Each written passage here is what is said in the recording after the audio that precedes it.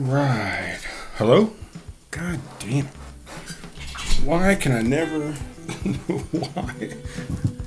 Why is this slow here? Why do I never plug the headphones in? Let's see. There we go. Hey, imagine that. The battery is still good. I didn't leave it on, the headphone amplifier on 2 weeks ago when I did the show. So it's good. The battery is charged. You know what I just noticed? Well, maybe it's just that one. This one, you can't see it. It's on the other side of the on-air sign over there that I finally got back into the shot. But one of these carpet panels I got up here is kind of, I don't know, it's all weird. It's like, I don't know. I can't even explain it. Who cares? It's fucking, it's goddamn carpet sample. Who cares what it's doing over there? I don't know. I just came up here and I set everything up. I wasn't even going to do a show tonight. Imagine that. Imagine me saying that I wasn't going to do a show. I'm moving these coasters. I don't like where they are. It's a 40-mile detour. Mark gave these to me, Yampowski, when he came on and did the show and talked about 40-mile detour. So moving those over there a little bit. Moving this over here. I am not drinking a beer tonight. I am drinking not Big B coffee, but I guess it's Big B water. I mean, I got this from Big B when I was there earlier today. Every time I go in, I get either a large, a tall or a super drip coffee, and I get a supersized ice water. So this ice water has been there since, I don't know, whenever I went over there today. I got Leia over here. Hey, what's up, Leia? What are you doing over there, buddy? Leia's in the studio today. Come on, come up here. Maybe people can see you. Hey, what are you doing? Huh? You're back in the studio. Look at you. Look at you. You're pretty. You're so pretty. Yeah. Say hi to the folks out there. Say hi to everybody. Yep, so I got Leia up here in the studio with me. As you recall, Caleb did not like Leia being in the studio. He thought that she caused a lot of havoc and a lot of problems up here. So he didn't allow her up here, which is fine. You know, he was doing his thing up here. He was doing some artistry is what I was going to say. He was doing some artistry up here, some artwork. And, yeah, she can be a little distracting. She can be a little aggravating. She can be a little, yeah, I'm talking about you. Just go get in your bed over there, man. Why are you sitting right here? So anyway, I could understand that. I am doing a show. When's the last time I did a show? I did a show, I want to say 2 weeks ago. So that's kind of become a theme to put out a show every couple of weeks, I guess. I don't know. I want to do them every week. Here's what happened. So, you know, last time I did the show, I talked about how I was getting over a sickness. And, well, I'm still getting over a sickness.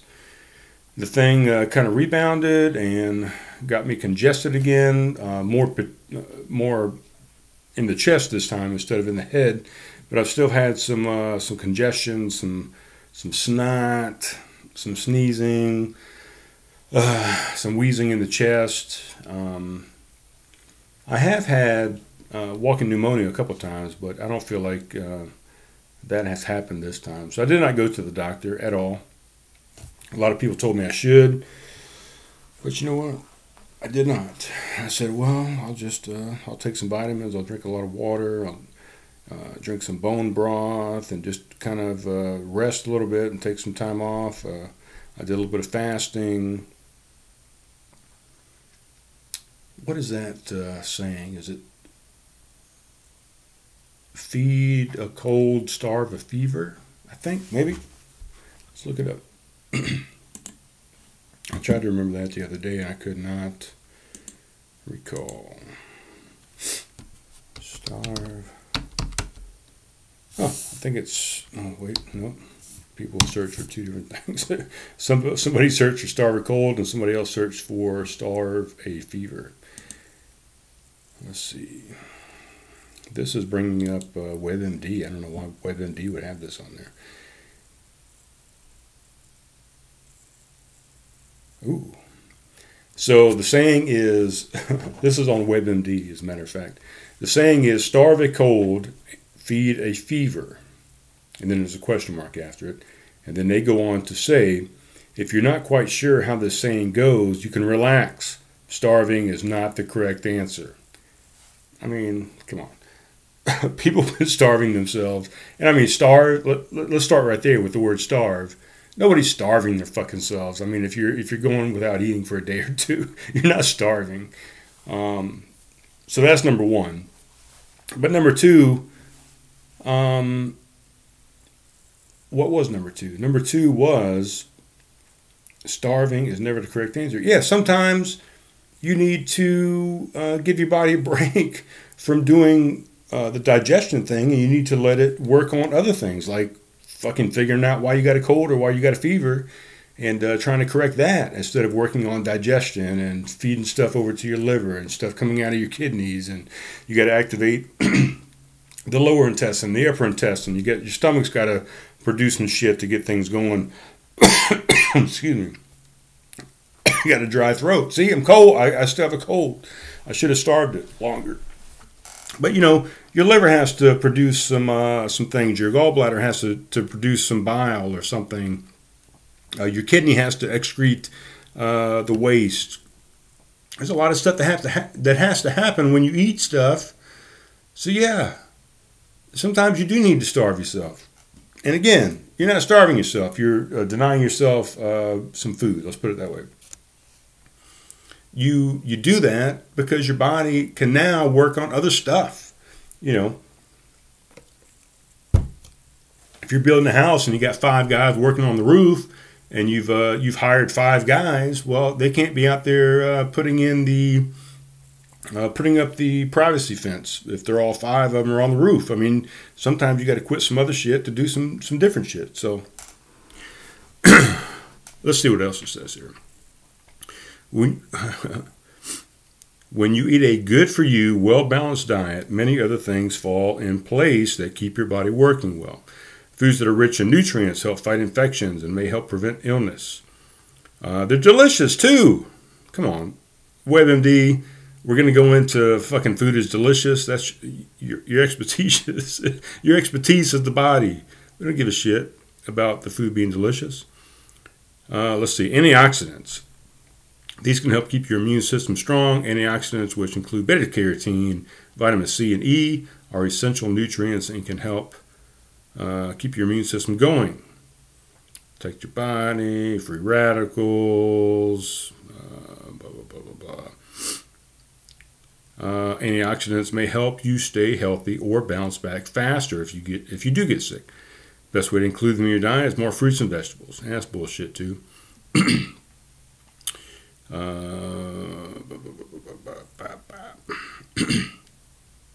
Most health organizations recommend eating 5 to 9 servings of fruits and vegetables daily.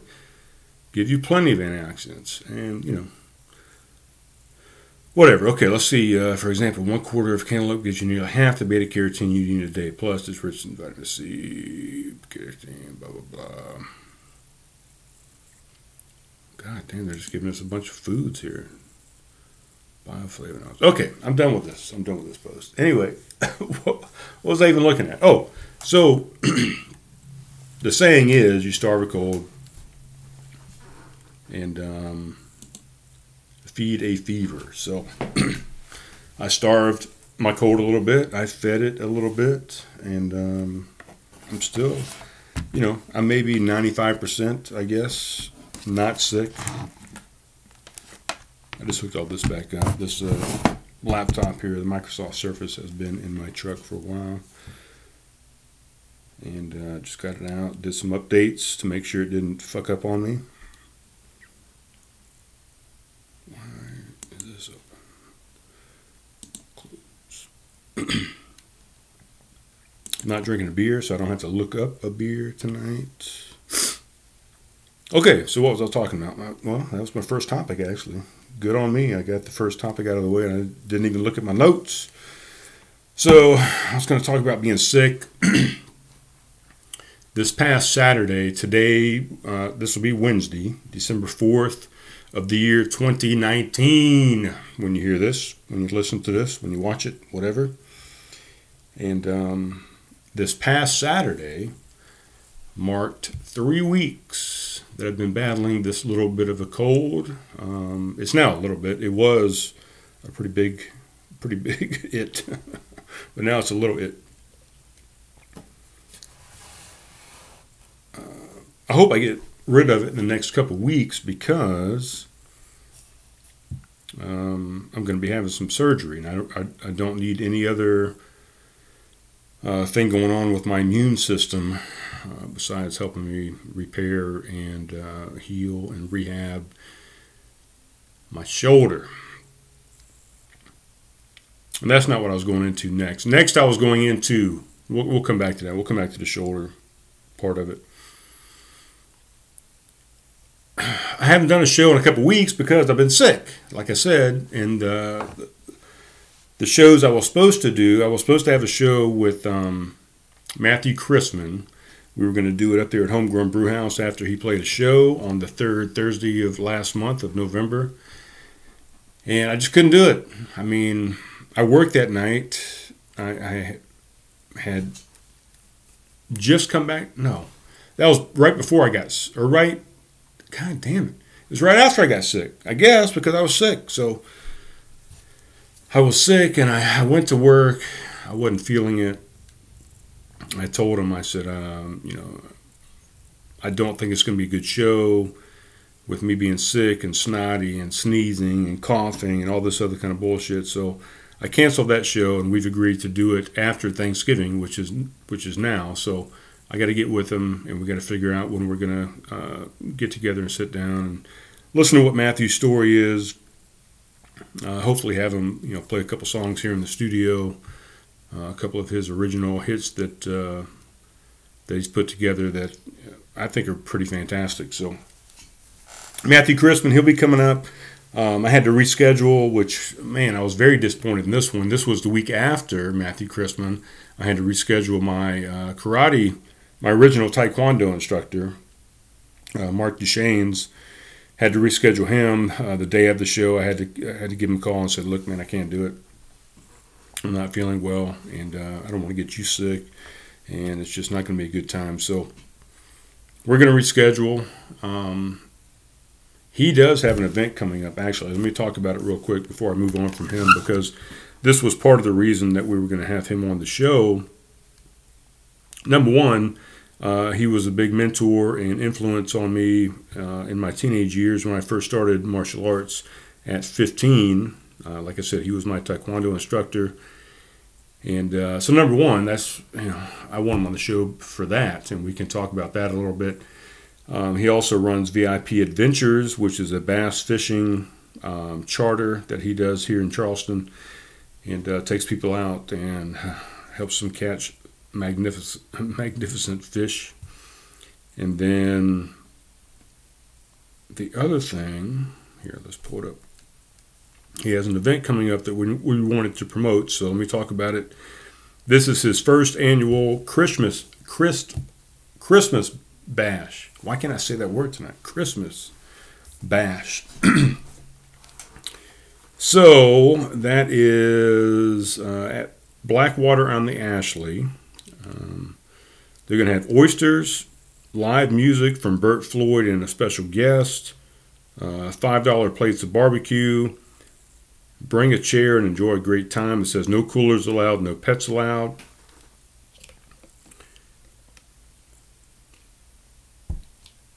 Excuse me. And that's kind of unusual because when I used to go out there, and support this Blackwater thing quite often, and you could always bring a cooler. That was the big thing, is bring your cooler. So I wonder if there's no more alcohol out there or something. But anyway, we want to promote that. So go to Blackwater on the Ashley on Facebook. Just type it in the search bar up there, Blackwater on the Ashley. Go into the events, and then you can see this Friday, December 6th at 6 p.m. is when it starts. So That's this coming week here, guys, Friday. So get out there and take a look at that. I will be working. I will not be able to make it, but it's sure to be a good time. And it's a fantastic venue. It's going to be dark out there when you get there, so do yourself a favor and bring a flashlight. And like I said, bring a chair, maybe a blanket, and just go out there and have a good time, man. Eat some oysters, listen to some music from Bert Floyd and his special guest, and just have a good time. So that was the other show that I was supposed to have over the past couple weeks, and I just had to cancel because I just wasn't feeling well. So those two have gone by. I went over to the new House of Brews over in West Ashley, and I saw Chris Filan over there. He owns and runs the joint. Now that we finally, he's finally got that up and running and operating, we're going to get together at the House of Brews West Ashley. We're going to set up either during or after business hours. And, you know, I had mentioned going over there and setting up at the end of the bar. There's like an angle there, a point at the end, a corner, as it were. And I'd mentioned setting up there and just taking a long shot from the back and kind of showcasing the taps and the cooler and all that bullshit. And he made a recommendation, let's just do it during business hours. So we may do that. I don't know how that will do sound wise. The sound in there was a little loud to begin with, just from ambient noise, background noise, whatever. Kind of echoey. There's no soft surfaces in there. It's all hard surfaces. So we'll figure it out, and we'll just have to make sure that the mics are tuned in very well. Excuse me, and that we keep them, you know, within a fist away from the face, from the mouth, and just make sure that we kind of dial in the vocals there, because I think that the background noise is maybe going to drown that out. But he wants to do it during business hours. That'll be interesting. That'll be the first time I've ever done something like that. It'll be cool to kind of see, you know, the stuff going on. I wish I had a 2-camera setup, but I'm just, you know, it took me long enough to learn how to just do this camera, this computer, make sure everything's on and working, how to edit the audio and the video a little bit, and try and clean it up and match it and do all that kind of bullshit. So for me now, to try and do a 2-camera system and switch back and forth and match up all that video and audio, I just don't think I'm ready for it. Eventually, what I hope to get is to be able to Bluetooth into both of the to two different cameras, have a board, a switching board, where, you know, if somebody's over here, I'm over here. Whenever I'm talking, I'm good. As soon as they start talking, I hit the button. It switches over to them, back, forth, back, forth. So that's what I hope to have eventually, is a switching system. But that is, I don't know, way down the road. But those are the shows I got coming up. Matthew Christman, Mark Duchesne's. We're not going to promote that event, obviously. That's this weekend, Friday. Go out and see it at 6 p.m. at Blackwater and Ashley, but we want to get him back in to talk about martial arts and bass fishing. And then Chris Filan of West Ashley House of Brews. So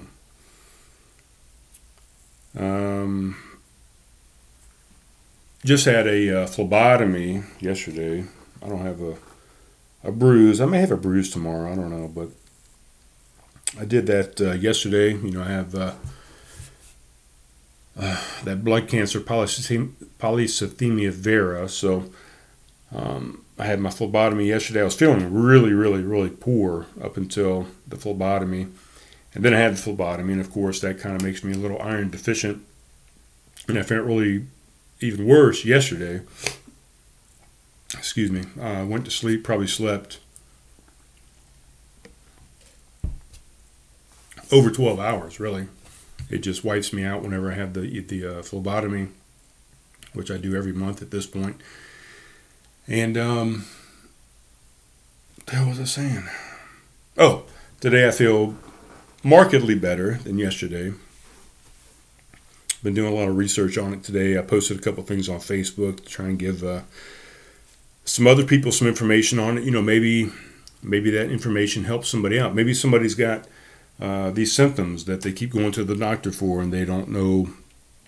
The doctors can't figure out what's going on, and maybe they got fatigue. Maybe their vision has gotten blurred over the past 6 months to a year or something, or they've got some increased ringing in their ears, or just a start of ringing in their ears. Maybe they're having all these symptoms, and maybe posting a couple of videos out there helps them figure out that, maybe I should get this blood work done, or this test done, or this whatever done, to see if maybe this is what my problem is. So I wanted to post it out there and see if anybody might watch it and maybe get some help with a diagnosis on something they've been dealing with. So yeah, a bunch of good videos, man, and even just some reading and stuff on Google. I started doing more and more research on it today. Pretty much every time I have a phlebotomy, it just kind of makes me think about this disease a little bit, and makes me go out there and look up and educate myself and get more information on this thing. But I just want to post it and put it out there on the web. I think it says 1 out of every 100,000 people will have this disease in the United States, and it's mostly men. It's usually men over 60 years old. It's mainly due to a gene mutation. Anyway, I had a lot of the symptoms of this disease for 3 to 4 years before I was diagnosed with it. And I just kind of luckily got diagnosed with it. Well, I don't know. You know what I'm saying. Unluckily, but luckily, I got diagnosed with it. And it was during my discharge and my VA disability and compensation physical that it was found. So it was a VA doctor, a civilian doctor, VA doctor, whatever. It was a doctor that discovered that I had this just based on the blood work that he did, and it was something that I feel like I was battling 3 to 4 years ahead of time. And I was going to physicians, military doctors on military bases with all these symptoms and all the telltale signs of this disease. Excuse me, but nobody could figure it out. So I was going in for all these things all the time, man, for whatever, for whether it be headaches, whether it be blurred vision, tinnitus in the ears, the ringing in the ears, balance problems, fatigue, all these things. And, I was an ultra marathoner. I mean, I was a hardcore endurance athlete, and all of a sudden I just started feeling all these feelings like I couldn't even hardly run or anything. So they couldn't figure it out. The VA figured it out, and maybe somebody else will figure out what's going on. I don't know. I went way too far into that. I think I repeated myself 2 or 3 times, maybe. But phlebotomy, polycythemia vera. Check it out. If you're having some of those symptoms, maybe have the doctor run some tests on you. Check out those videos. They're on my personal Facebook page. Or just type in polycythemia vera in YouTube, and you'll find all kind of videos.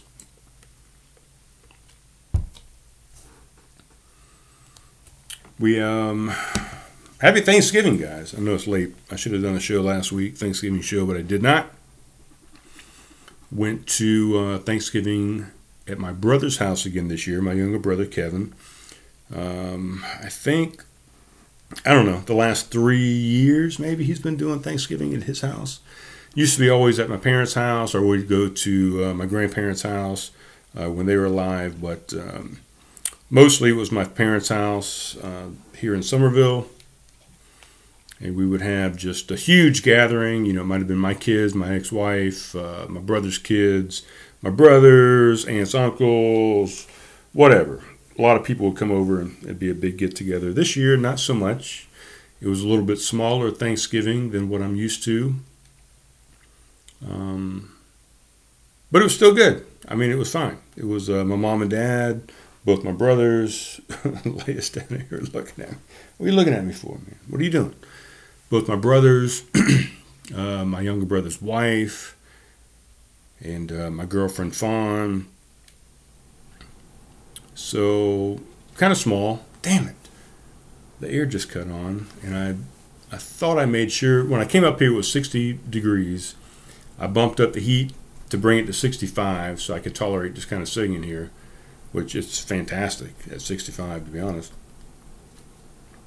And then I bumped it back down to 63 when I came in to make sure that, it was already at 65. I bumped it down to 63. I said, well, it's not going to get any colder in here. Well, did I say cold? God damn it, I guess that's what happened. Oh, I wasn't even thinking. Man. So yeah, it got cold down to 63, so now it's having to cut on. Oh, Jesus. Man. Yeah. I did have a couple of beers before I came up here, to be honest. So now the air is on. It's causing noise. Man, this show has gone to hell. Might as well just shut it all off. No, we're not going to do that. Leia, why are you bothering me down here, man? So Thanksgiving. So it was my parents, both my brothers, my sister-in-law, of course me, and Fawn. And I don't know. I mean, it was good. It was low-key. It was small. There wasn't nearly as much food as I'm used to at a Thanksgiving dinner. It was just a small-scale kind of Thanksgiving. It was fun. We had a good time. We had some good laughs. We talked about some good stuff. We drank some good beers. It was fine. It was good. Now, my sister-in-law didn't think so. She said at one point that it was the worst Thanksgiving ever. And I don't know why. I don't know how to take that. I don't know if I was part of the reason that it was the worst Thanksgiving ever, if it was the food, if it was the company, if it was the dog almost taking off my girlfriend's hand. I don't know. I don't know what would make her think it was the worst Thanksgiving ever. And to speak of that, I'm 47. My younger brother is 43, I think. We're about 4.5 years apart, so that makes sense, right? 43. I think he's going to be 44 in January, next month. I think his wife is around the same age, so that's 40-something years of Thanksgivings. And for that to be the worst Thanksgiving? Oh, my God. I mean, I thought it was pretty good. I didn't really have a problem with it. 40-plus years, and that was the worst. The worst Thanksgiving ever.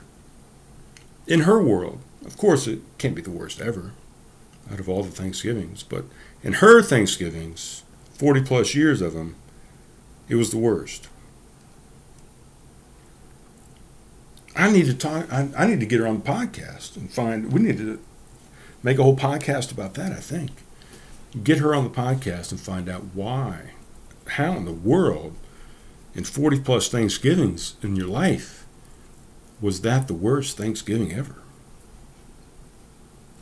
But anyway, during that Thanksgiving, I'm kind of leading into a couple joining things here, I guess. But so during that Thanksgiving, we talked about skiing, and my mom happened to mention, which I've mentioned many times to a bunch of people, that some of the first ski bibs that I wore as a child when we used to go up to Boone, North Carolina, and go skiing, where I learned how to ski at the age of, I want to say 5. I'm not totally sure if that's the correct age or not. I used to tell people that I lost this part of my finger here when I was 5 years old, but come to find out, it was probably more like when I was 8 years old. So the memory, the memory is what it is. It's not that great, really. We don't remember a lot of things the way we think we remember them. So yeah, I was about 3 years off on when this dog bit my damn finger off. But so anyway, I think I was 5 when I started skiing. I could be wrong on that as well. Maybe I was closer to 8 as skiing wise too. Maybe that's about the same time frame. But I think I was a little younger when I started when I got the dog thing happened. So what the fuck was I talking about? Oh. So yeah, she started mentioning how some of the original ski bibs that I had were they looked like I think they were Captain America bibs. It was a ski bib, the pants come up and it's kind of like an overall, I guess, is what you can, if you can picture what an overall looks like. That's what the ski bib looks like. So it's kind of a one-piece garment that goes over, and you wear a sweater and a couple layers underneath that, some long johns, long underwear, whatever you want to call them, underneath the whole thing. But anyway, the ski bibs looked like Captain America, and I'd just come skiing down. And when I first started skiing, I had skis and boots. I didn't use ski poles, and that was the way that the instructors there, one of them being my Uncle Frederick, that's the way they instructed you when you were a kid. They didn't want to give you all this extra equipment. Just said, hey, let's just learn how to control these two things on your feet first, and let's not worry about the hands. The hands are important, when you really get into skiing and you really want to start doing some good downhill.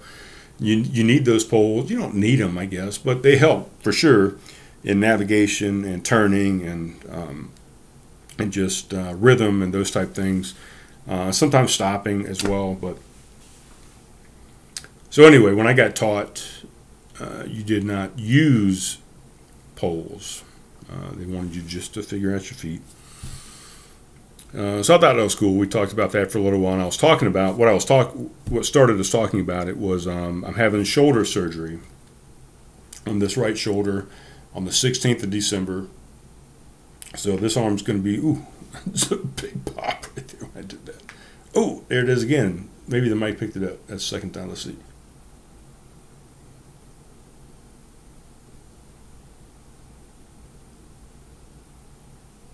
Of course, go quiet and it doesn't fucking happen. It's like when you take your car to the mechanic and you're like, this car's making this noise, and then you take it to the mechanic and no noise. But I'm having shoulder surgery on my right arm on the 16th, and I don't even know what I was saying. Oh, so we're talking about skiing. So I'm hoping, man, that's in a couple weeks. That's 13 days from today. Time you're hearing this is 12 days, so 2 weeks. No, not 2 weeks. 2 weeks is 14 days. God damn it, it's 12 days when you're listening to this. Got 12 days left. And what I'm hoping, and they got a little bit of snow yesterday, but what I'm hoping is North Carolina, Boone, North Carolina, where I like to go ski, where I grew up skiing, I hope they get dumped on in the next less than 2 weeks, really, next 10 days, I guess. Because I need to go up there and go skiing before I have the shoulder surgery, because the shoulder surgery, for sure, I'm going to be out of work for a month. Probably be out of skiing for 3 months. So hopefully by the end of ski season, late February, early March, I can get a late season deal on some tickets and have a late snow up in Snowshoe, West Virginia. That's my goal, is to go up and do some late end of season skiing in Snowshoe. So anyway, in the next 8 to 10 days or so, can we please get a blizzard, a storm, El Nino? Is that Nino? Is Nino the winter storms? Let's see. Get a storm to come through and fucking dump some damn snow on the mountain so I can go up there and go skiing before I have this shoulder surgery. What was I looking at? El Nino. El Nino. So one of them, El Nino, regularly occurring Pacific region and beyond every few years. Unusually warm. No, so it's not El Nino. I don't even know what else to look up. But it's whatever happens in the winter that brings a big cold front through. Whatever that is, I want that. El something, El Coldo, El Brizo, El Snowo to come through and put some snow down on the mountain so I can go before I have the shoulder surgery. What else, man?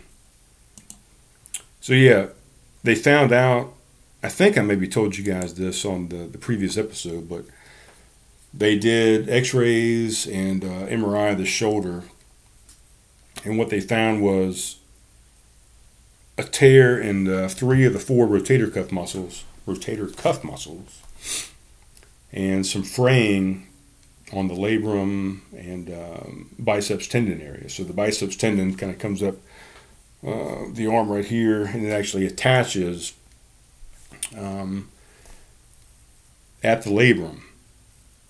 So they're finding some fraying at both of those areas. So, and then of course I've got some serious arthritis from skiing, and we'll talk about that here in a second. But I had a skiing accident where I fell down on the shoulder, kind of came down right on the ground on the shoulder, and separated my AC joint, or my acromioclavicular joint, AC joint, which is at the end of the shoulders, outside of the shoulder, out here, top outside, top lateral.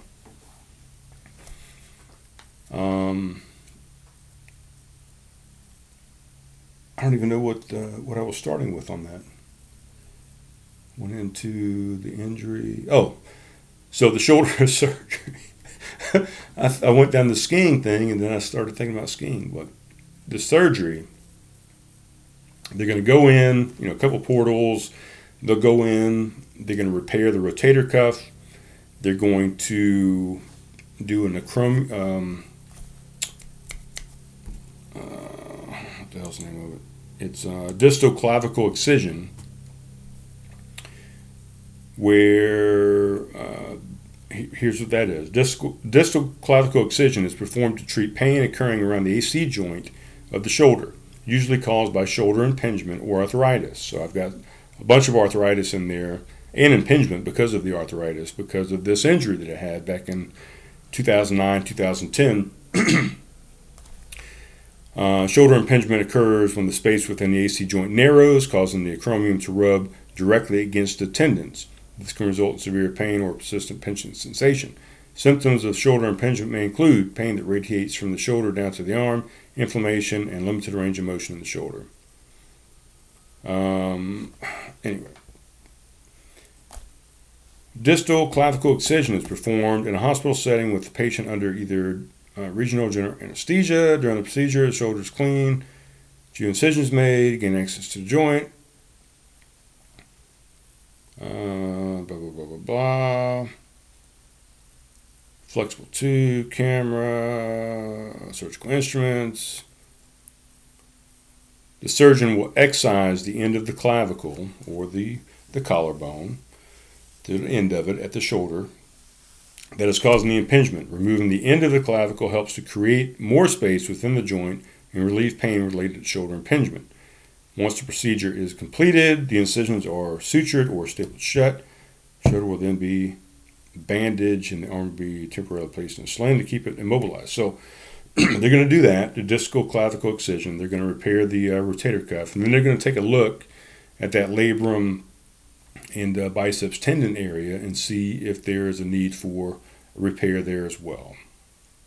So the two things are definitely happening. The third thing at the labrum biceps tendon may or may not, just depending on what they see when they get in there. So yeah, so that's what's happening on the 16th.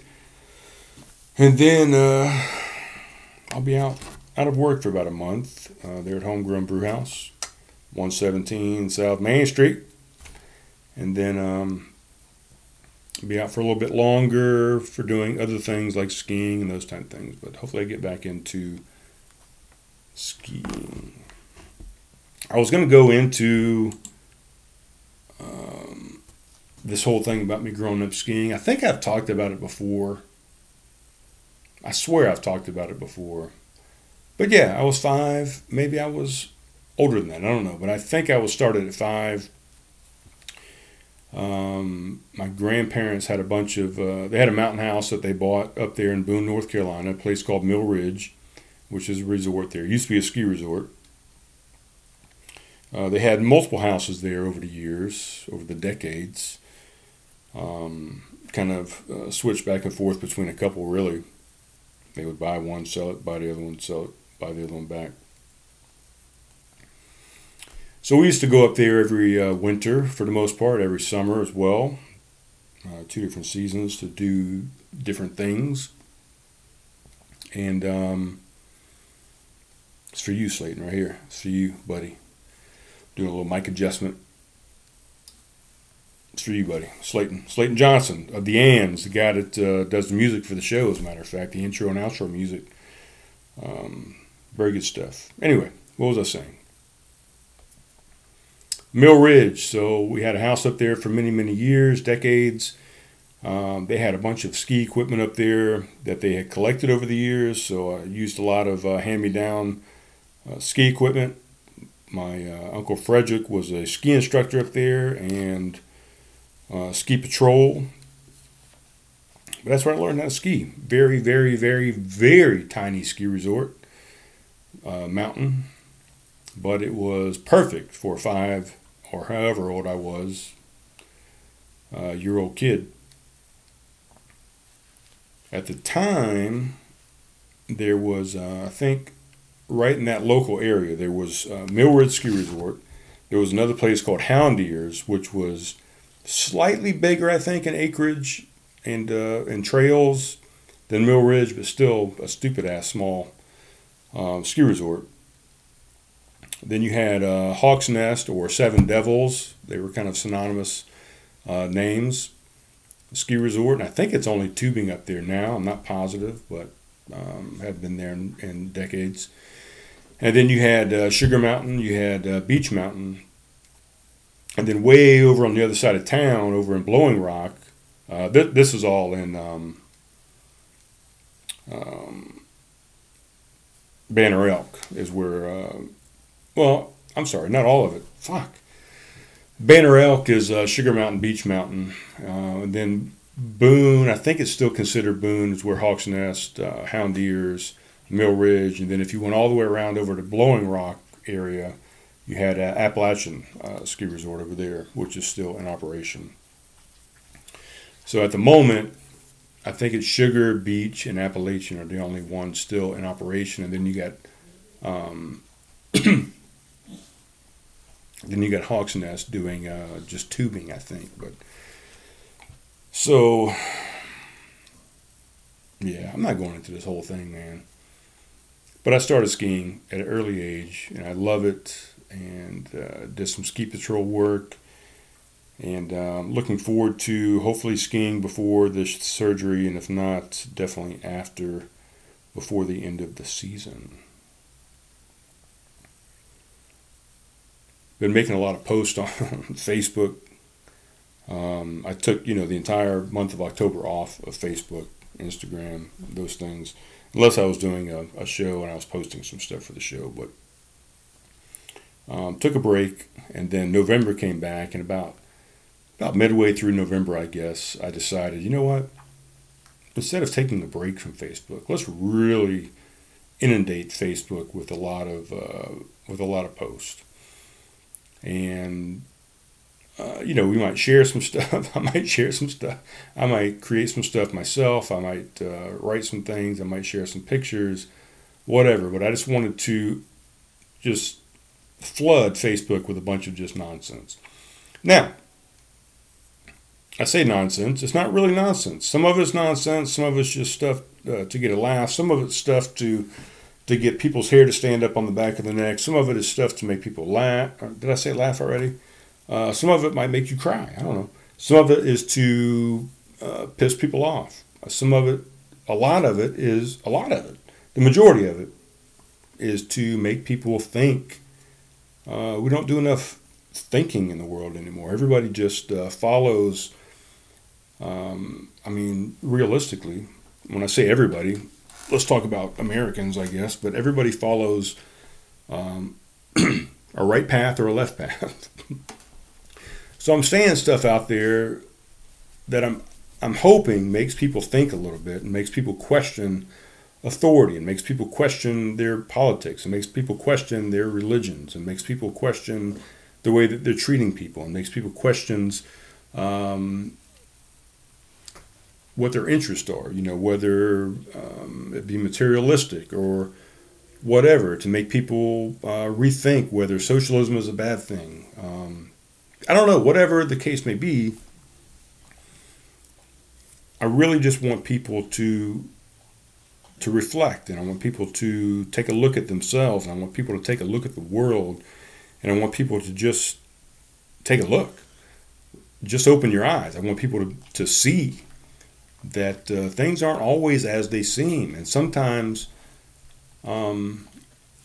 somebody has to show you that. Somebody has to point you and take your head and move it in the other direction to say, hey, look at what's going on over here, and stop being blinded by what's just right in front of your face. Because there's a lot of things out there. There's a lot of stuff that that you need to be aware of, really. So, it's for fun. It's for shits and giggles. It passes the time. It makes me laugh. It hopefully it brightens up somebody's day. Hopefully it maybe makes somebody look something up. Hopefully it maybe starts a conversation. I don't know.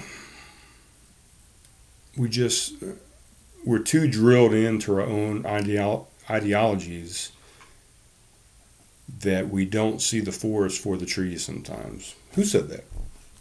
Who said that? Let's find out. I'm about to wrap this shit up, guys. I'm tired. I'm tired of talking. I got to put all this together. Don't see the forest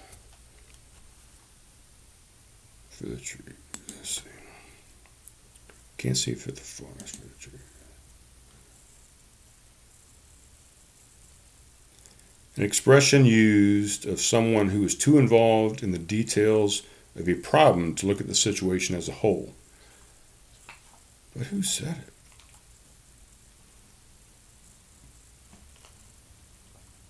Let's see.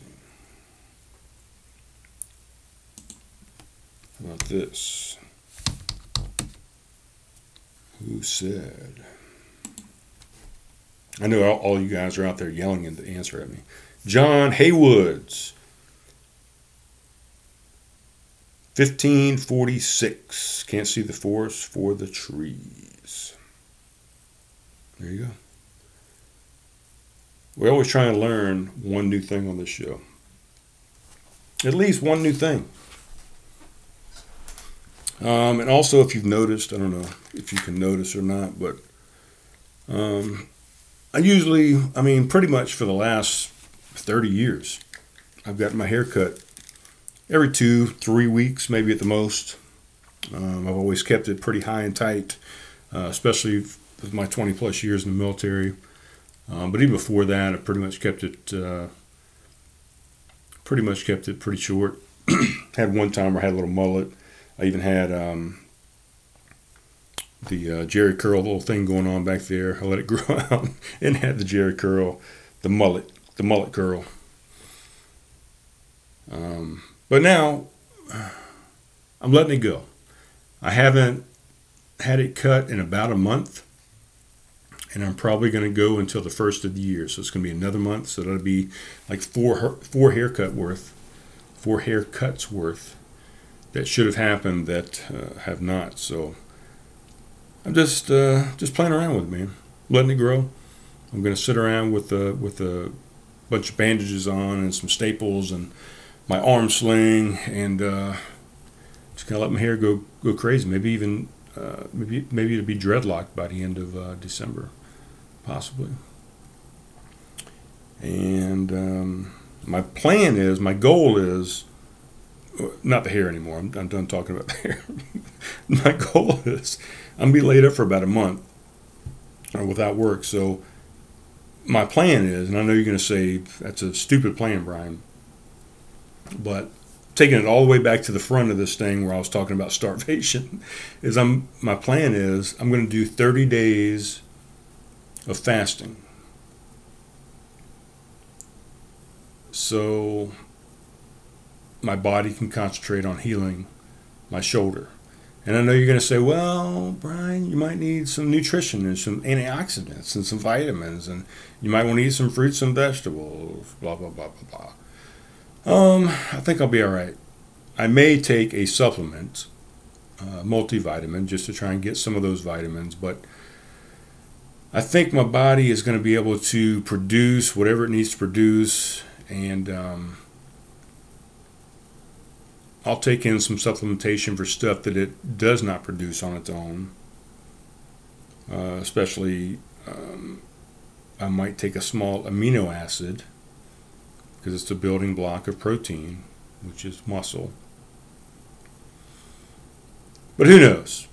I may fast for a good portion of that healing process. And my goal is going to be, over that month, my goal is going to be to lose 20 pounds. That's my goal. So you heard it here first. I don't know what I weigh right now, so I can't give you a starting weight, but I won't lie to you. If I didn't lose 20 pounds, I'll tell you straight up, I lost 2. What do I care? What do I gain? What do I gain by lying to you? I gain nothing. So, all right. Well, my dog keeps looking at me.